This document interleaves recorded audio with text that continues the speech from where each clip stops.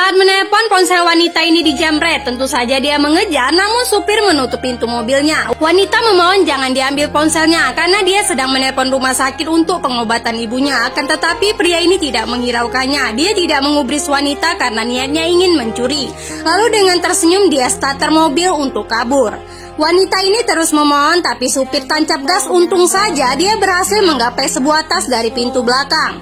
Namun saat tas itu dibuka, betapa kagetnya dia melihat bergepok-gepok uang dolar di dalamnya. Kemudian berkata, tidak apa-apa, kau mencuri handphoneku karena uang ini jauh lebih cukup dibandingkan dengan harga iPhone tersebut. Saat akan menyimpan, ternyata ada segepok uang dolar membuat dia terkesima. Lalu cepat-cepat menyimpan kembali uang tersebut, membawanya kabur. Di tempat lain terlihat seorang majikan sedang menunggu supirnya datang, dan pada saat itu supir datang berhenti tepat di hadapannya. Saat turun, supir ini langsung menyapa tuan majikan yang berkata, kenapa lama sekali? Maaf tuan, saya terlambat.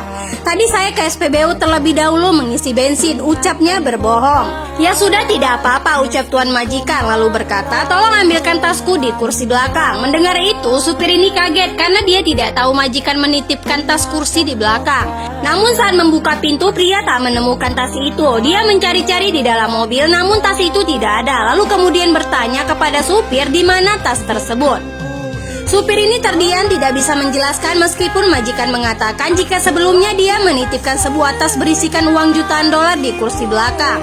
Supir ini tampak cemas ketakutan karena sejujurnya dia sama sekali tidak mengetahui ada uang di dalam, lalu berusaha mengingat kemana tas tersebut. Maka pada saat itu dia teringat ketika mencuri ponsel wanita itu, dia berhasil membuka pintu bagian belakang. Mungkin dialah yang mengambil tas itu, ucapnya dalam hati. Mengingat hal itu, supir ini histeris, tapi dia tidak berani mengatakan kepada majikan yang terus mencercanya dengan pertanyaan, di mana uang itu? Supir ini semakin cemas ketakutan. Dia yakin tas itu ada bersama wanita tersebut, lalu memberikan kunci kontak akan mencari wanita itu. Pria ini heran melihat tingkah supir ini, kemudian berkata, kenapa kau terlihat sangat ketakutan? Tapi supir tak mampu berkata jujur. Lalu seketika dia berlari mencari keberadaan wanita itu, meninggalkan tuan majikan yang bingung dengan sikap supirnya itu. Saat dalam perjalanan, supir ini bertemu dengan anak yang baru pulang sekolah lalu bertanya apakah mereka melihat seorang wanita membawa tas. Akan tetapi anak-anak itu tidak melihat. Jelas saja supir ini semakin cemas, kemana lagi dia mencari wanita itu. Melihat anak sekolah yang lain, dia pun kembali bertanya sembari menjelaskan ciri-ciri dari wanita berbaju merah membawa tas melewati tempat ini.